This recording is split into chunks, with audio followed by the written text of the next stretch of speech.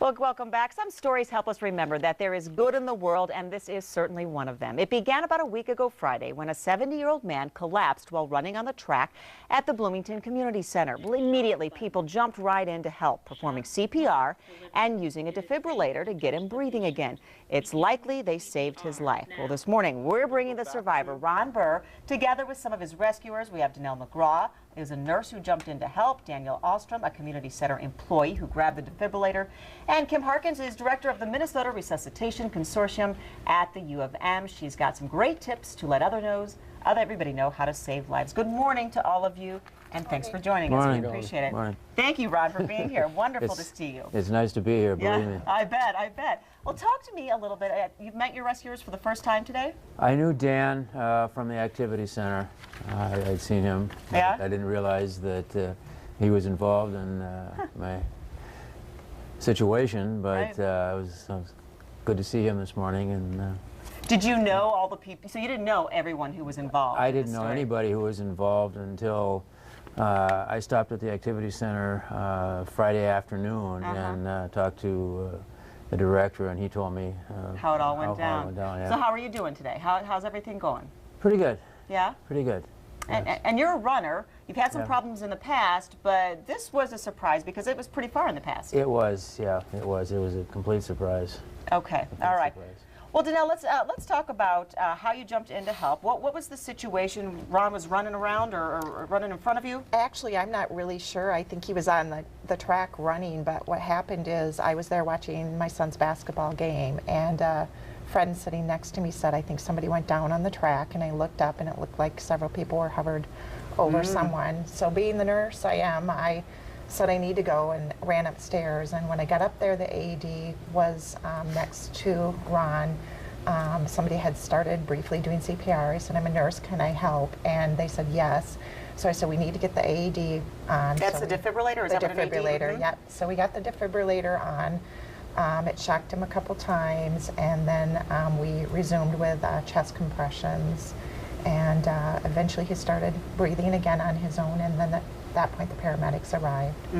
And Daniel, you're actually the one who would grab the defibrillator. Did you hear everybody screaming, or how did you become aware of what was going on here? Well, I was in the lobby, and a member came and sprinted through the doors and told us the Ron is down, call the police, and another employee called the police, and I took the AED and sprinted to him and tried to get there as fast as possible.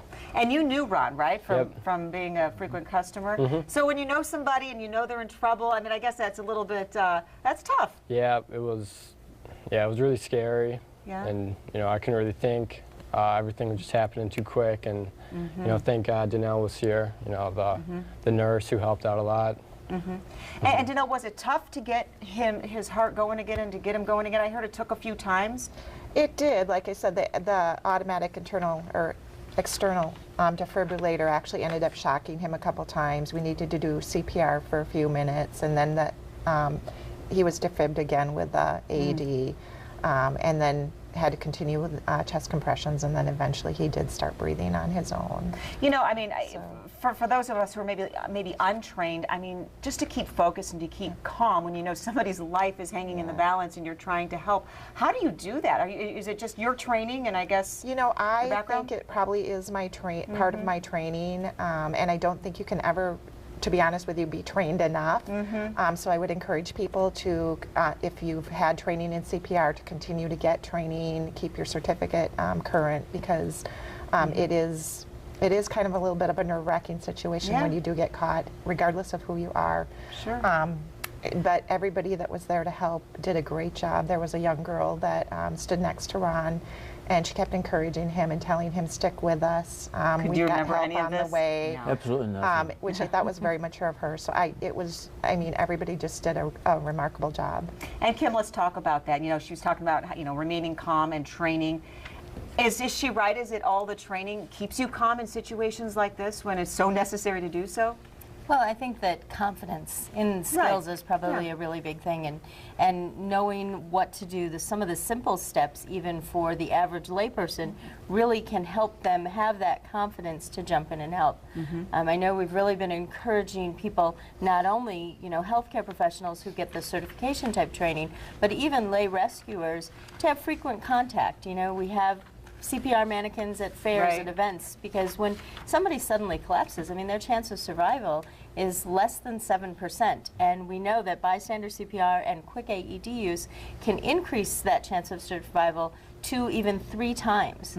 So it's really important that people kind of have that confidence, and a lot of that comes from frequent reminders, whether it's just a, even a message like this reminding people that taking action is so important. And CPR, the technique has changed, over the years, and I know now it's sort of to the beat of staying alive. Do we still do the mouth to mouth or no? Well, traditional classes, like for example the ones that a nurse would take, will teach the mouth to mouth and the compressions, and that's completely acceptable. However, for most bystanders, that's a little bit frightening, and that is a very scary part of it.